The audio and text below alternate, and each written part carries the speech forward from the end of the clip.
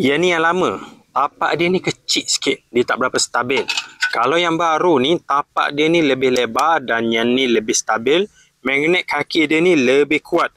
Mudah untuk korang gantung dekat besi, lekat dengan cantik. Yang ni lampu rechargeable yang jenis mudah cas. Untuk buat kerja, kalau pakai lampu ni memang sangat terang. Lampu ni dia ada banyak tempat gantung tau. Korang boleh gantung pakai kaki magnet dia ni. Untuk lekat dekat permukaan besi memang mudah. Tampal je macam ni. Dan kaki dia ni kalau korang nak jadikan lampu meja pun boleh. Boleh adjust macam ni, adjust dia punya angle ni. Dan kalau korang nak gantung dekat tempat yang tak boleh lekat dengan magnet, korang boleh pakai dia punya clip ni.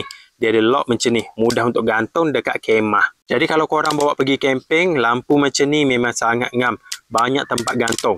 Lampu ni dia ada banyak setting cahaya tau. Kalau korang tekan sekali, dia akan nyala malap macam ni. Tekan lagi sekali, dia akan lebih terang. Tekan lagi sekali, dia akan lagi terang. Dan yang ni yang paling terang. Dan kalau korang tekan lagi sekali, dia akan mati. Siap ada lampu kecemasan dekat bahagian sini. Lampu warna merah macam ni, tekan lagi sekali dia akan kelip-kelip macam ni. Sesuai untuk jadi lampu kecemasan. Kalau korang bawa lampu ni pergi camping, kalau waktu kecemasan, pakai je mode ni.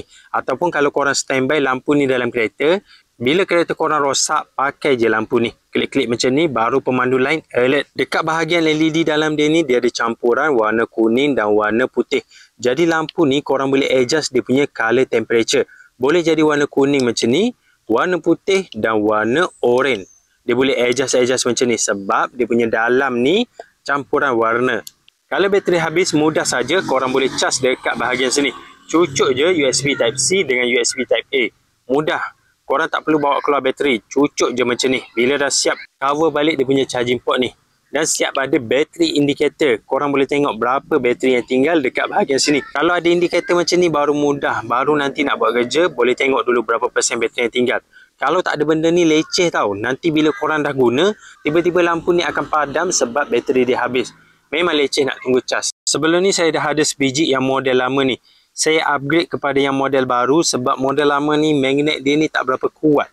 Kalau lekat dekat permukaan besi macam ni tak cantik. Kalau yang baru ni, kalau korang lekatkan dekat besi, dia boleh grip dengan cantik walaupun besi ni dia tak flat. Jadi kalau korang nak cari lampu portable yang sesuai untuk bawa pergi camping, sesuai untuk bawa kerja, jenis rechargeable dan banyak mood cahaya, korang boleh cek lampu yang model baru ni.